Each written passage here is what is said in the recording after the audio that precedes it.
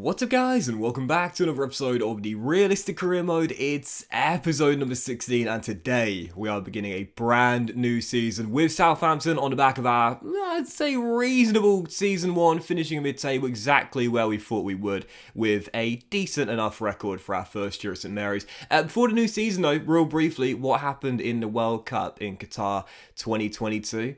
Well, it was very interesting. Argentina beat Italy in the semis. Portugal beat Belgium in the semis. Ronaldo versus Messi in the World Cup final. FIFA's dream. And it was Cristiano Ronaldo's Portugal to beat Argentina by a goal to nil. So Portugal, World Cup winners in 2022. But I know what you're all thinking. That's great and everything. But let's get to business with Southampton. So, as we officially close out season one, you can see the players that are leaving on free transfers. None of these guys got extensions. So, of course, the most noteworthy player there is, of course, Alex McCarthy. He'll be leaving on a free, our backup goalkeeper this year. And, of course, Armando Broja returning to Chelsea after a successful loan spell here at St Mary's. You knew in the summer window he was going to be my number one transfer target to bring back to the South Coast. The question was, would we be able to get him back permanently? So, yep, as we officially end season one, I've got to say, I give it a 6 out of 10. You know, we got to the FA Cup quarterfinals,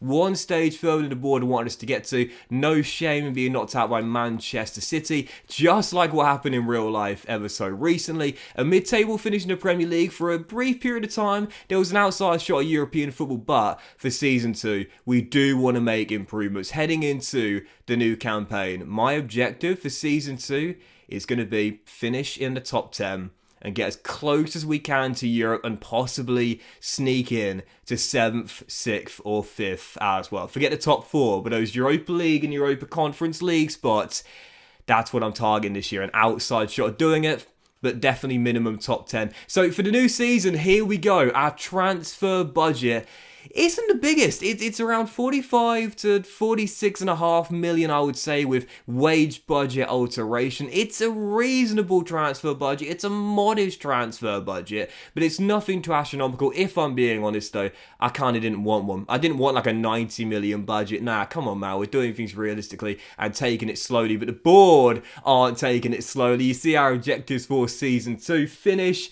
in a Europa League spot. I was sitting there saying top 10 will do me fine, with an outside shot of 8th, 7th or 6th. 7th, 6th or 5th, but the board is saying 5th. Minimum. As we know in the game, 5th is the only spot the board consider European football.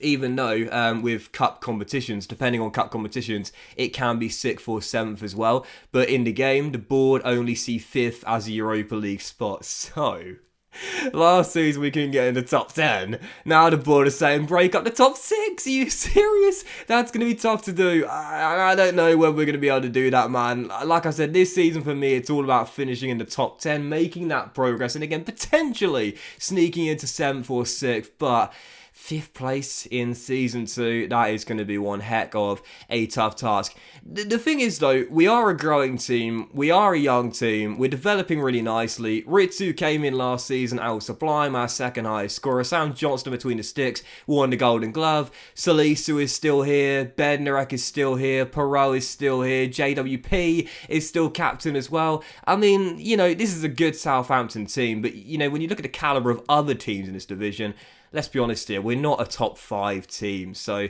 it is going to be tough to do that. You see the players out there, deals that come the end of the year here, some noteworthy ones: Theo Walcott, Nathan Redmond, Janepo, Oriol Romeu. The only player I was going to give a new contract to was Jan Valery, but I thought this was really interesting. 23 years old, 73 rated, 4th choice fullback in this team, and after meeting with the agent, he said that Jan wants to be an important first team squad player. Sorry, bro, but you're not going to get it here. So I thought, okay, fair enough, I'll sell him, because obviously when you do sign a player, or you do sign a player to a contract extension, as you see the lads on the transfer list here, including Theo and also Oriol Romeu as well, it's not a big deal if you sign them to a squad role which is higher and includes more game time and they're more realistically going to get. But as this is all about realism, if Jan's in the final year of his contract and he wants a bigger squad role and he's not going to get it here, I think realistically it'll be more likely he would leave as opposed to stay. But this was the big one. You saw the title, massive transfer news today. Oh my goodness. Season 2, summer window. You know my main target, Armando Broja, but I could not turn this down, and I can see it happening in real life as well. Released by Real Madrid after he signed from Spurs, but who did he play for before he went to White Hart Lane? Southampton Academy graduate Gareth Bale, released by Real Madrid, 32 years old now, and the fact of the matter is, he's no longer the player he used to be. He's not got that electrifying pace he used to have, that used to give Maicon and other right-backs nightmares as well. He is a much worse version of the player he used to be. No one's going to deny that, and he is in the twilight of his career. Gareth Bale now 32 years old. In my opinion here, when he does leave Real Madrid in the summer, I personally believe he's going to go one place else and then retire after another year or two. I think we're seeing Gareth Bale's final years in professional football. I can't see him playing well into his late 30s. Now in his early 30s, approaching the mid 30s, I think Bale only has a year or two left in him at the top level. But to me, I thought this seemed like a really good fit. Now, we've seen in real life in recent years, players going back to their former stomping grounds where it all began, if you will. Nathaniel Clyne going back to Crystal Palace. We saw, with Southampton, Theo Walcott going back to Southampton as well. It's quite common nowadays for players to want to return to a club they had so much history with, and especially if they came through the academy as well. So I can see this, Bale returning to where it all began at Southampton. We sign him on a free transfer, and he's not the same Gareth Bale. Don't forget that. We're not signing a 24, 25-year-old Gareth Bale in the prime of his career at Spurs. We're not signing that Gareth Bale. We're signing a 32-year-old Gareth Bale who's not quite got the pace anymore, the legs he used to have. He's not the same player. So do try and remember that, guys. I'm not getting Bale at his prime. I'm getting Bale looking for one last paycheck. And the old saying, Wales golf Madrid. Well, it's probably going to be Wales golf Southampton, if I'm being honest here. But even so, Bale is in, and I can see that happening in real life as well. Bale returning to where it all began, to close out his career on the south coast of England.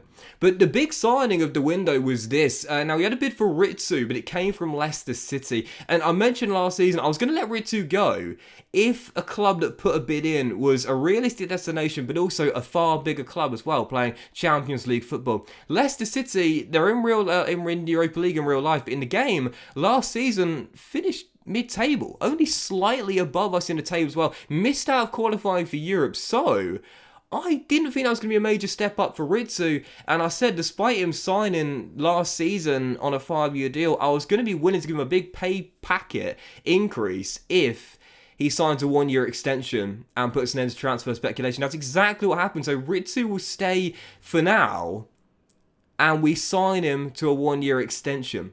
But the bad news is you would have just seen it there. Armando Broja. Since returning to Chelsea, he's had an overall increase, as you often see from players that return from loan spells in FIFA Career this year, up to 82 overall. Chelsea are going to loan him back to us. He's going to be their backup striker this year, and I can't afford him. He's out of our price range. We need to spend around 70 million to get him, and I haven't got the money to bring him back, and I am gutted about it. Now, in the end, I did decide to buy a new backup goalkeeper with the big budget we had, and I didn't spend much money on it either.